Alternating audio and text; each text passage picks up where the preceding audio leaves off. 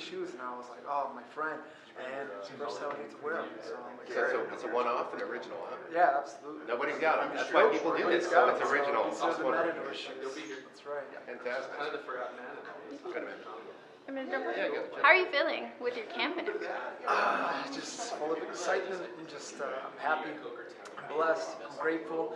You know, here we are in beautiful Santa Jose, California, and get to represent Bellator MMA, get to represent the zone, and the featherweight division, the featherweight Grand Prix, and I'm just soaking it all in.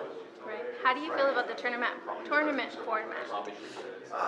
I think it's great. You know, me and my coach, when we first heard it was going to be announced for us, and what they were going to do, obviously we saw the heavyweight and the welterweights and now the featherweights. We knew that I could come out on top of this, and this favors me because this guy's lucky. This first fight's going to be 3 rounds, so that's easy money for me. But after that, I know none of these guys that I've already faced want to go 5 rounds with me, so I'm a 5-round fighter. It favors me. Josh Thompson even said that this is my tournament to win, and what separates me from all these other guys too is that I've already fought 4, 5, 6 times in a year. Most of these guys, you know, they get 2 or 3 and they've had injuries or they had whatever they had in their life. But I've stayed active. I've only had 1 year where I've only fought twice. And this is my next one. But, you know, we're kicking off this Grand Prix with a bang, and I'm excited to showcase it.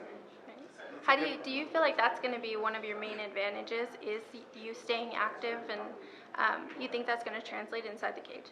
Most definitely. I feel like, especially with my particular first opponent, he might feel that experience of who I faced and having fought for the title, how many years I've been fighting, etc. But the records and who I faced and whatever don't matter. Same thing likewise with his records. Our records don't matter.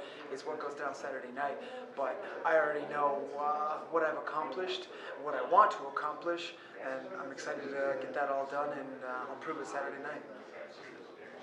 You know, it's interesting that you mentioned about fighting 4 or 5 times a year, avoiding injury to stay active.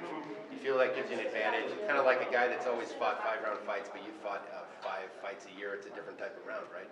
Different type of consistency and fitness. Oh yeah, big time. I mean, one of my years in particular, I had stitches in my head. In my next fight, they were putting stitches in. Hey, can you take the other stitches out? So, I've gone through some battles. So I'm battle tested. So I think everyone in this division knows that. Energetically, what does that do? Is it just, are you happy you're just keeping that pace, that rhythm, because there's no time to unwind, wind down, and just keeping the clock tuned up, just keeping it going? Absolutely. I mean, even my coach after one of my fights too, he's like, hey, don't get too gordo, you know what I mean? Yeah. You never know, we get a phone call for a fight, and sure enough, within 2 weeks, I get a contract for the next opponent, the next fight. I've always believed in turning my dreams into my reality and speaking it into existence and really praying about it, meditating about it. I'm a strong man of faith, and I just really wholeheartedly believe you just work hard, you just stay positive, and you know the good will come to you. So I'm going to say the last thing here is basically some people wait 5 years to fight that many fights, right? You feel blessed to have that advantage, and it feels like a positive, like you're able to get a lot of your resume kind of early and not having to, you know, water it down over 5 or 6 years with big layoffs. It must feel good. Absolutely. You know, I started fighting when I was 18. I had 4 fights before I turned 19.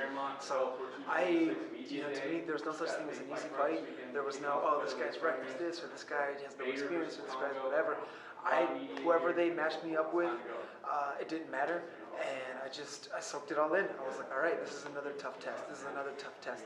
Climbing mountain after mountain after mountain to get all the way to the top. And right now I got another mountain to climb. And then there's going to be 3 fights to win the rest, this whole thing, this whole Grand Prix. And I'll be the one at the top. So that's what I'm looking to do. Thank you for your time. Thank you. That was awesome.